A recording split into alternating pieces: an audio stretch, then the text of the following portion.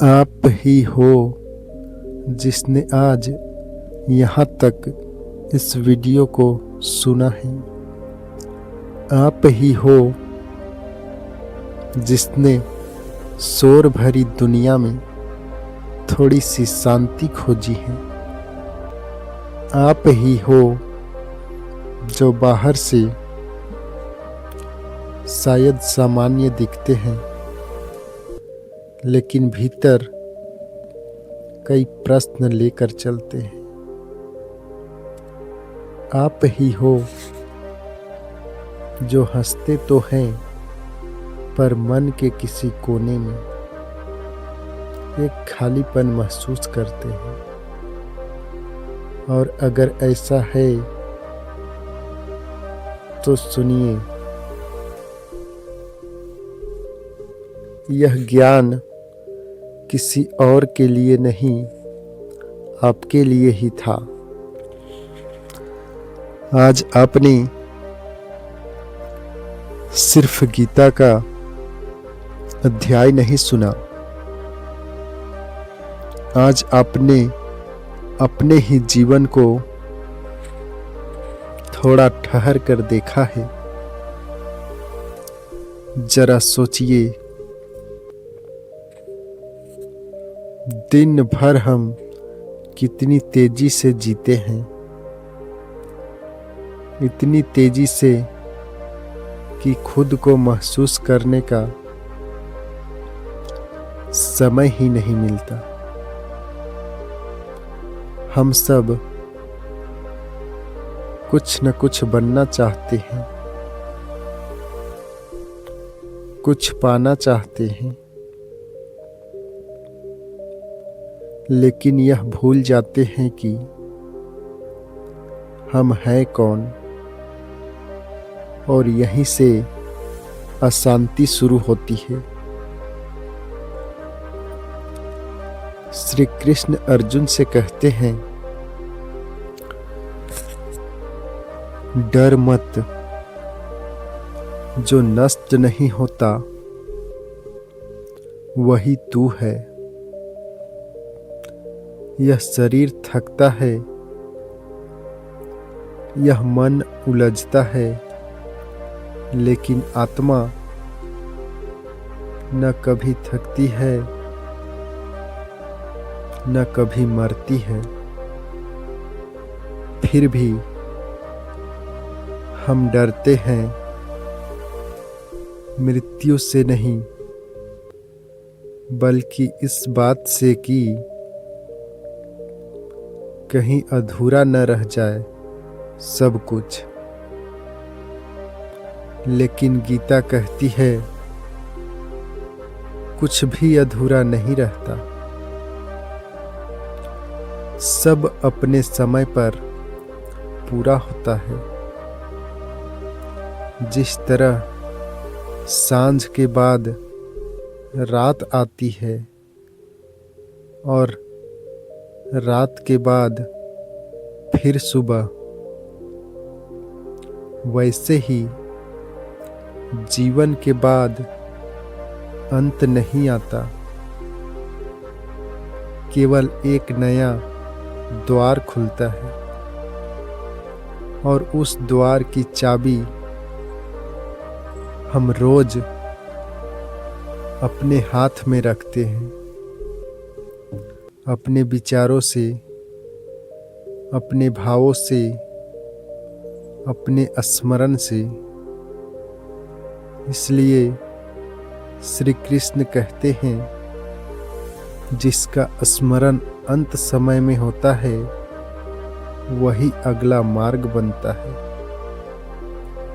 लेकिन अंत समय की चिंता क्यों? अंत समय तो पूरे जीवन का निचोड़ होता है। अगर जीवन भाग दौड़ में बीता तो अंत समय भी अशांत होगा।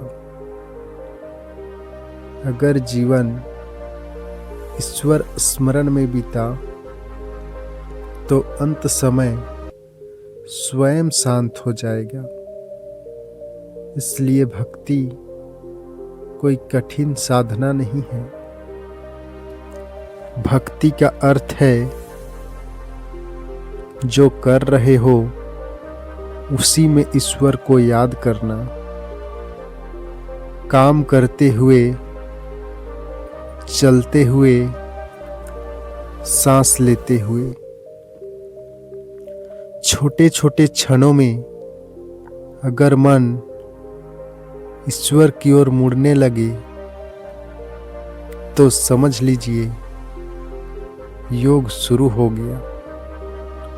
अब मैं आपसे कोई उपदेश नहीं दे रहा, मैं बस आपसे एक प्रश्न पूछ रहा हूं।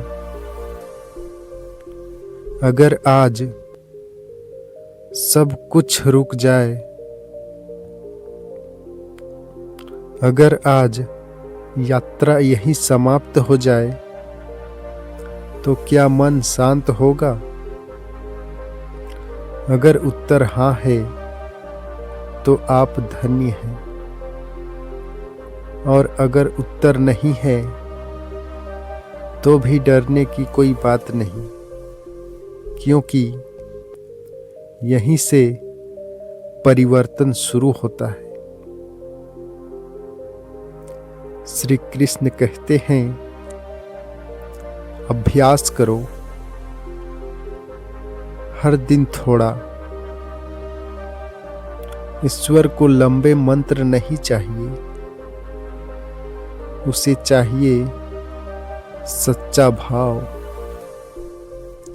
एक बार मन ही मन कृष्ण कह देना भी काफी होता है। अब थोड़ी देर कुछ मत कीजिए, बस एक गहरी सांस लीजिए और छोड़ दीजिए। अगर आंखें नम हो रही हो तो रुकिए मत, यह कमजोरी नहीं है, यह बोझ उतरने का संकेत है। आप अकेले नहीं हैं, यह याद रखिए। जिस तरह अर्जुन के साथ श्री कृष्ण खड़े थे, वैसे ही आपके साथ भी वह सदा है। अब अगर लगभग इस 8 मिनट में आपके मन का बोझ थोड़ा भी हल्का हुआ हो, अगर किसी एक बात ने आपको भीतर से छू लिया हो, तो एक लाइक कर दीजिए। यह लाइक किसी चैनल के लिए नहीं, यह उस शांति के लिए है जो आपने महसूस की। कमेंट में कुछ बड़ा लिखने की जरूरत नहीं, बस लिख दीजिए जय श्री कृष्ण।